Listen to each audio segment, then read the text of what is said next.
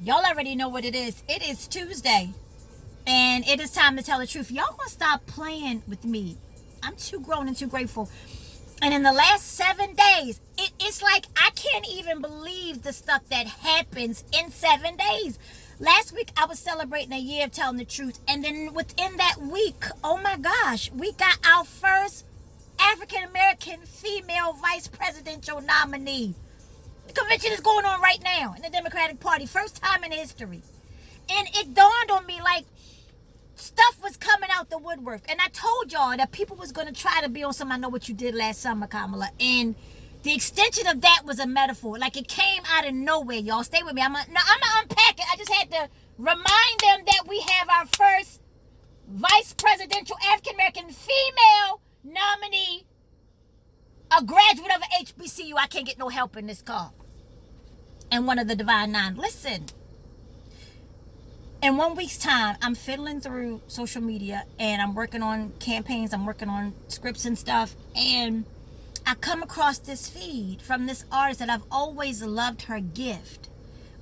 I got to be fair. I've always loved her gift, and I've always seen her featured on so many prolific artists that I love. I've seen her featured on their work. And if y'all don't know her, shame on you, Jaguar Wright. Now, you can say whatever you want to say about her. If you know her, fine. If you don't know her, fine. As she said of late, she don't have no problem being in the business decades and being brand new. So that gives you a chance to discover her. But, I mean, she's working for everybody. Jay-Z, The Roots.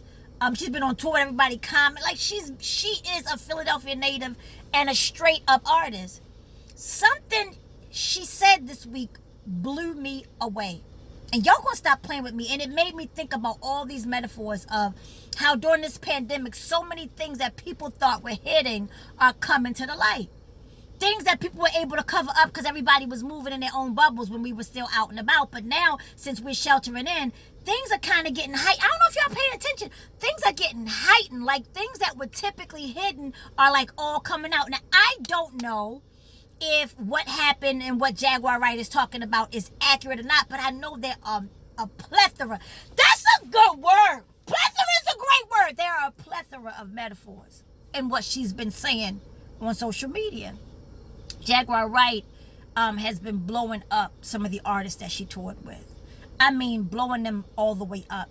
And people can say what they want to say, whether it's true, untrue.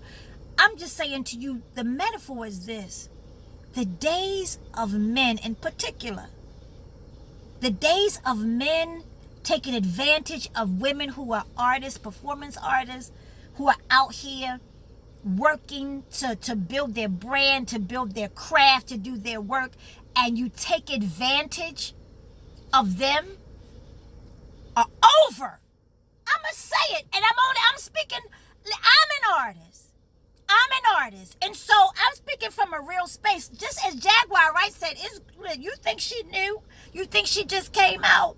It's 25 years later. Good. I've been, same thing. Y'all think, y'all never heard of me, Shell, the Indie Mama Comedy? I've been out here for a minute. But I'm liking that y'all just finding out who I am, because here's the metaphor. Here's the rub. Stay with me. Sometimes, as Tyler Perry says, God hides you. And I can be very honest with you all. God hid me in marriage and motherhood for 2 decades. Because God knew that the huckery that was going on in comedy for women, I wasn't built for.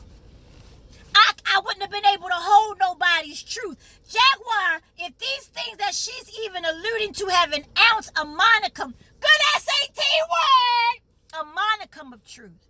She's been holding it for these people for years, just holding it. And that's what women do. For centuries, black women have been holding the pain of what was perpetrated on them. And again, I am not saying she's right or wrong. I'm saying that we have been holding lies and pain for men for years. She gave these detailed descriptions of things that happened to her on tour buses, things that she saw firsthand. And again, it was so detailed. Y'all want to stop playing with me. I'm just trying to unpack this thing. It was so detailed that either she's a psychopath to have this kind of detailed memory, or there is some truth.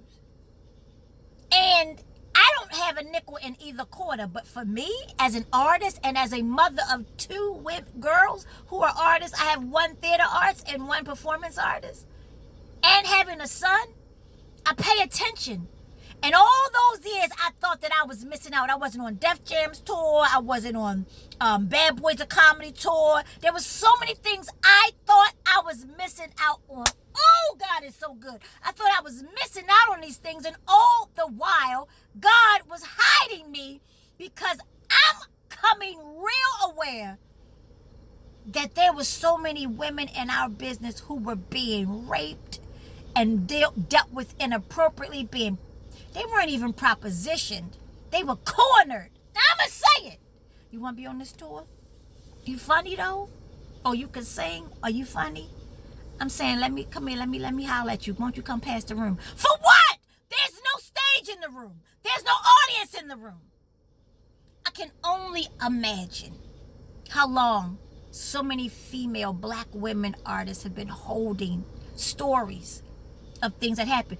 Jaguar Wright said that she would sleep in the first bunk at the front of the bus, of the tour bus, when she was on tour with the Roots and all these other cats. And she said that she would sleep in that first one near the door, so that if while she's sleeping behind that little curtain in that bunker, if she woke up and somebody, because she said these things happened often, not with strangers, dudes she was working with, had just come off stage with, had just done meet and greets with. This is what she's espousing these things. Again, I'm not saying it's true, but even the thought process that she would have the opportunity to get up and run off the bus. I mean, just think about that. So I'm saying, y'all gonna stop playing. We got a black woman that's about to be the VP nominee that graduated from HBCU. Can you only imagine the things that she had to see coming up through politics? Coming from an HBCU, coming from, can you imagine all the things and all the, she's not, it don't even matter how she look. Because when men do these things to us, ladies, it ain't even about our appearance. It's about power. It's about this false sense of power that men, particularly black men who may not have ever had nothing, and they get 10-cent Chinese money. He could be the supervisor from the 11 to 7 shift at the city plant, and you work there.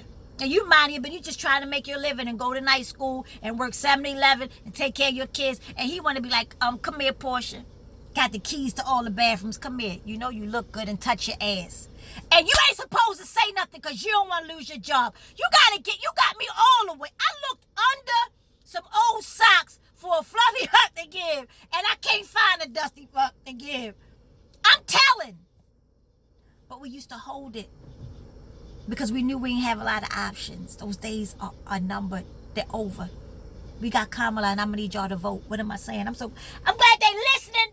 I'm glad they listening. Y'all want to stop playing with me. The days of the narcissistic black man, narcissistic man in general, believing that he can put his hands on you, touch you, make advances towards you because you a woman, those days are over. The days of dudes that have wives at home and children at home, and you out here in these streets doing these nefarious things, putting your wife's life in danger, putting your children in a space where they might not have both their parents no more. If I find out, if you in my purview and I see you living greasy, I'm telling. Even if I ain't got a relationship with your spouse, I'm telling God. I got to tell somebody. Y'all gonna stop playing with me. Those days are over, sir. Get your mind right. Get your mind right. Jaguar had such explicit details about artists that I love their art. And I just was like, oh man. And again, I ain't got a nickel in that quarter, but it spoke to me. Because I have to model for my daughters how to move in an industry that we've always been outnumbered in. I got to model for my son how you treat a woman. Y'all gonna stop playing with me. I'm too grown and too grateful. I will not cover for you, kind sir. Why don't y'all just do right so you ain't got to apologize?